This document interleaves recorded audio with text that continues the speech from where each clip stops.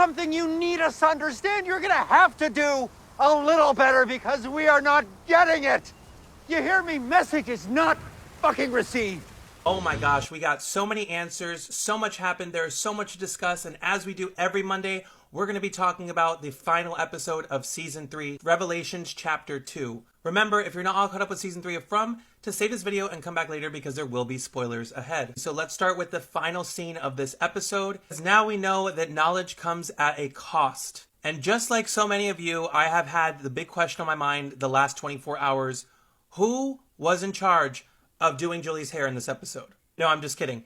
Who is the man in yellow? Upon my third rewatch of this episode, it hit me that this man in yellow is more than likely the king of the monsters and the one who offered immortality to the original townspeople. To me, this character seems like the king of the monsters. He can walk around during the day. He has been unlocked by Jade's song, and I'm already forming some theories about this particular character. To me, since he is a king monster, it could be that he has something to do with the Robert W. Chambers book, A King in Yellow.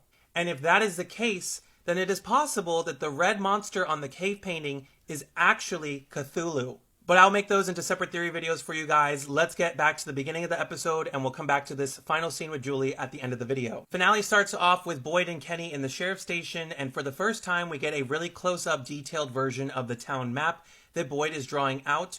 We see the constant Easter egg Rendez move, which to me has always sounded like rendezvous. This is the first time that we find out visually where Boyd found the tomb that had the talismans he discovered a few years ago. As I stated last week, I don't know why Boyd and Kenny, when they were on the search party, did not go to look to the root cellar first, because Boyd is very well aware that that's where he saw the music box ballerina at the end of season 1. A suspicious Ellis walks into the sheriff's station and says that he believes that Elgin knows something about Fatima. We see Fatima back in the root cellar. Her belly is fully grown and she is about to give birth. We have reached the end of Fatima's storyline for this season, and her character is about to be awakened to so many supernatural things and lore inside Fromville that we'll get into in just a moment. Jim and Ethan return from the RV after hearing fake Thomas on the radio in the last episode. Victor tells them that he brought Tabitha inside because she fainted outside of the root cellar. Jim runs in to check on his wife, and Tabitha is seated at the kitchen table. She shares with Jim that she was recalling Miranda's final moments and memories, as we saw in the last episode. And Tabitha is trying really hard to figure out what these memories could mean. Jim decides to actually be helpful for once in 3 seasons and goes to apologize to Jade for snapping on him the day before, and says that he needs help to talk to Tabitha to figure out what's going on and that he's just scared. Jade is skeptical of Jim at first, but decides to head over to the Matthews house to help Tabitha figure out what's going on. Meanwhile, Boyd comes to get Sarah from the church in the seat that she's always sitting in, by the way. And this is a church where she has sat with Elgin a few times over the last 2 seasons. Boyd explains to Sarah what's going on with Elgin and that he basically needs her to explain that the voices do not intend to help anybody in this town, as we know Sarah has experienced the voices on her own before. We then see Jim and Tabitha talking with Jade about what it could mean that she saw Miranda's memories. And this is where we start getting to the nit and grit of this episode, where the answers start to fully take shape. Jade explains that energy cannot be created or destroyed. It has to be transferred to somewhere else. And perhaps the energy of the past people in the town has been transferred to them. Elgin very suspiciously leaves with a giant book bag, or at least tries to, thinking that nobody's going to see him. That is, until Sarah, Boyd, Donna, Kenny, and Ellis confront him on the stairwell inside Colony House. I don't know about you, but I would never want Ellis to look at me like this, because this is not a face you want anyone to make at you. He was truly convinced, and he was certainly right, that Elgin had something to do with Fatima's disappearance. However, Elgin is refusing to talk, and he thinks that he's truly helping. He explains that the Komodo woman is an angel. I don't know how you would get an angel from a creature like that at all. But just like Sarah was convinced that she was doing good and was going to help set everyone free in season 1 by unaliving Ethan, so does Elgin, thinking that if he helps Fatima's baby be born, they're all going to get to go home, and I don't know what kind of hopium he is on. Boyd and Sarah do their best to reason with Elgin, but he is just not convinced. At this point, Ellis is snapping on him because he says, "You should see how big Fatima's belly has gotten," when Donna asks him who is the she that he is speaking of that told them that they would get to go home if he helped bring Fatima's baby to term. Boyd asks everyone to leave the room, and Ellis is wondering where he's going. He tells him he's going to the tool shed. He's going to make Elgin talk. And you can see that this man would do anything for his son. But like Sarah tells them, if this place has him convinced, he will believe what he believes, and there's nothing that we can do to change that. Then we find Henry and Victor by the playground where Victor once met the boy in white. This is the first time that they're coming together since Henry has gotten insight from Donna and Jade and given advice to Jim.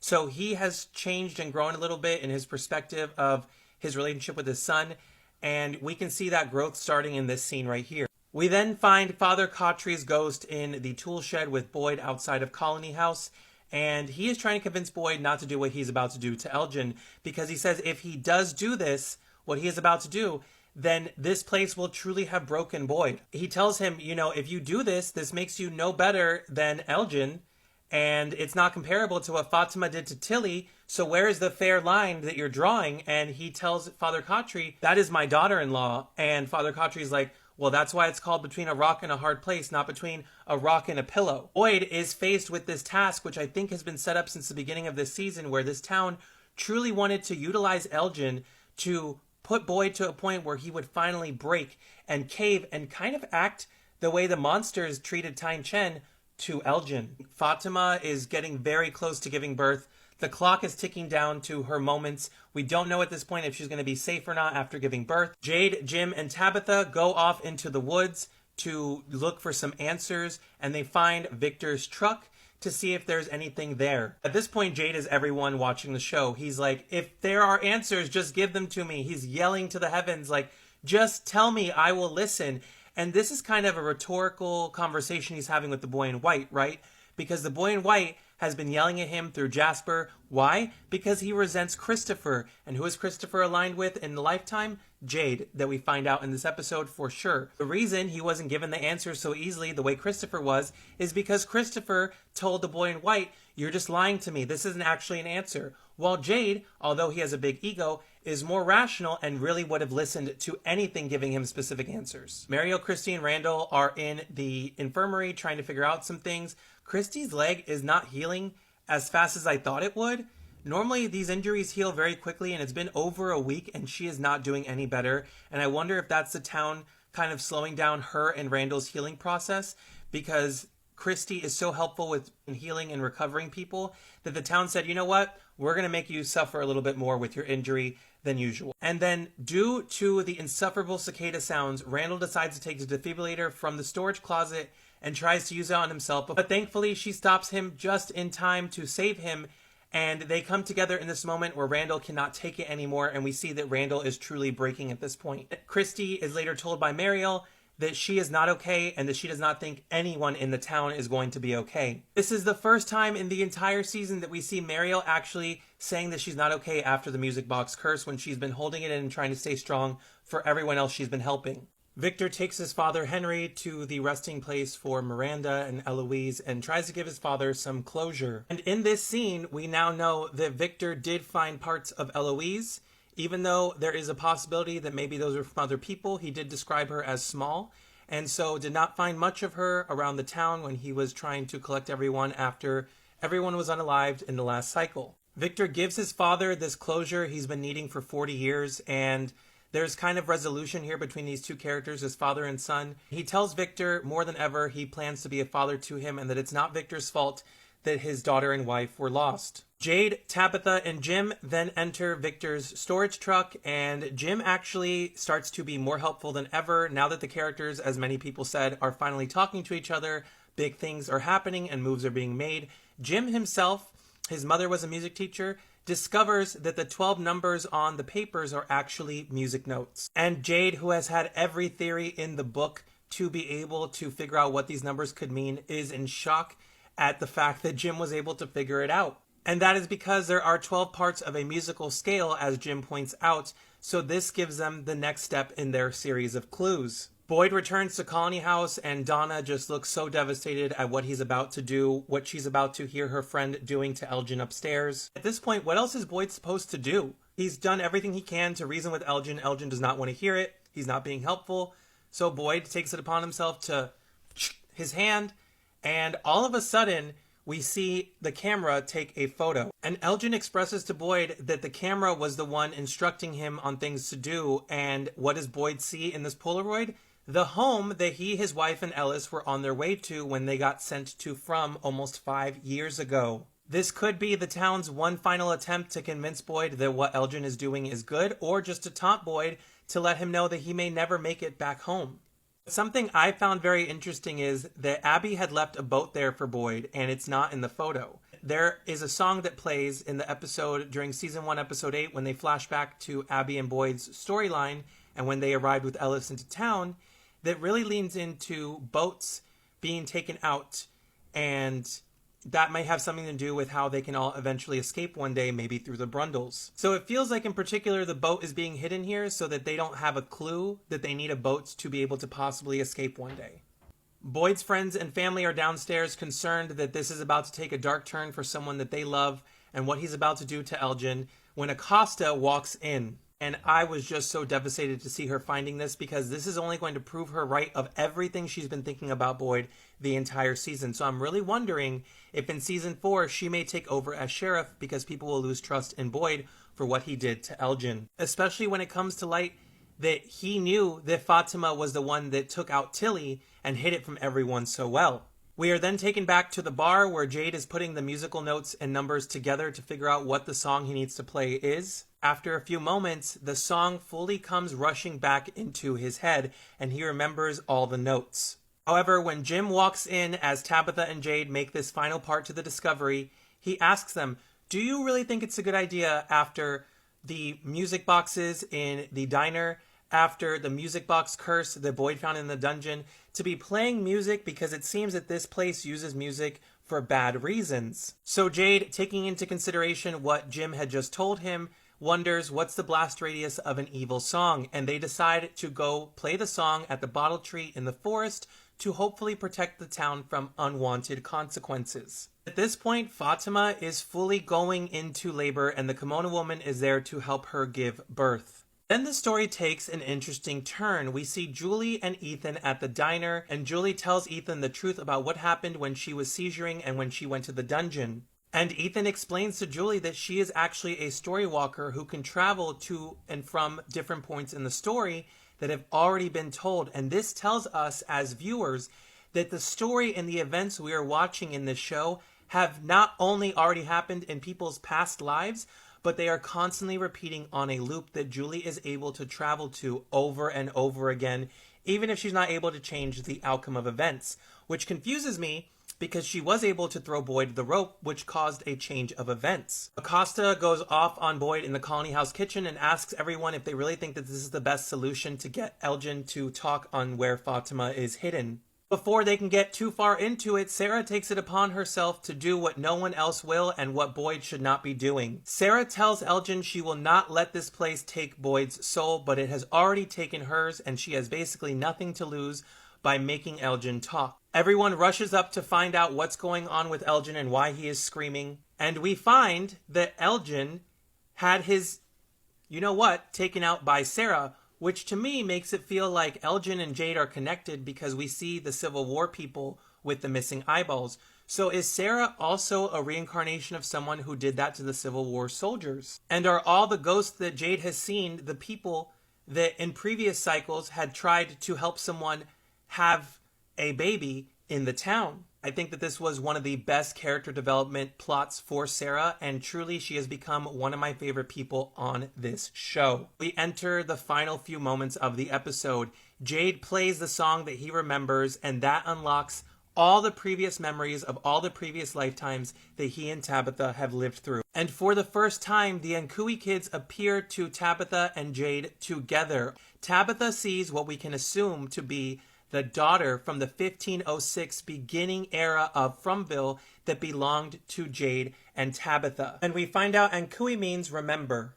Now we can presume that since Jade and Tabitha in previous lifetimes sang lullabies to these children and tried to give them hope, then maybe they are the ones who were inspiring them to create Fromville in the first place upon their sacrifice. And they were the reason that they put their bloods into the root that created the symbol and the faraway tree. We then see Kenny, Ellis, and Boyd running into the root cellar to rescue Fatima, but it is already too late. She has given birth. Ellis makes it to his wife just in time, and something I really wish would have happened would have been for Ellis and Kenny to have seen the kimono woman holding the baby that came from Fatima, because that would have been their first supernatural experience in their entirety in Fromville. Fatima tells Boyd that the kimono woman took it down to the caves, and so Boyd decides to follow after, and this is actually an homage to the end of season 1 when he entered the dungeon. We then see Boyd finding the monsters grouped around in a circle to witness the birth, and it is revealed that Fatima actually gives birth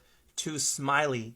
And so if Smiley is able to be reborn, and we now know that Fatima tells us a story of the parents and the people in town unaliving the children to gain immortality, it could be that just like Tabitha and Jade are reincarnations, the monsters are reborn into the people who unalive the children in every new cycle. And if the last time that happened was in the 1930s before segregation was ended, then it would make sense why all the monsters are of a specific race and look so old-fashioned like they would in a 1930s town. So this means that every new cycle, the monsters are rebirthed into the previous town people.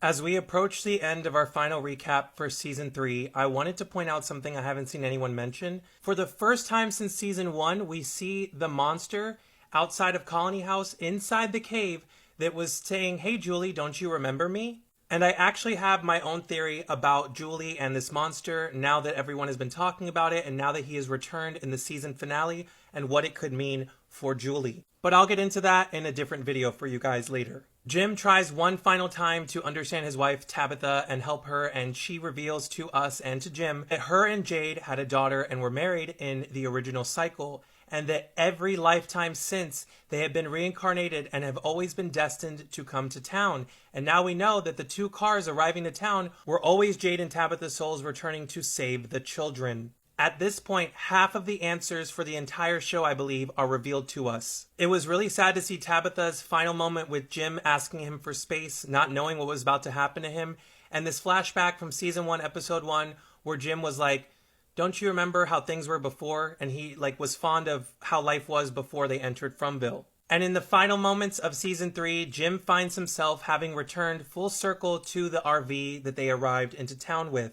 And that is when Julie from the future screams out for her father and tries to warn him that he is about to meet his end. And for the first time, we find out who the man in yellow kind of is from Miranda's painting that we were foreshadowed with in season 3, episode 2. We had been wondering for a while who this man in the painting was, and now we know that he is more than likely the king of the monsters who can walk around freely during the daytime, and this is going to change the entire format for the rest of the series.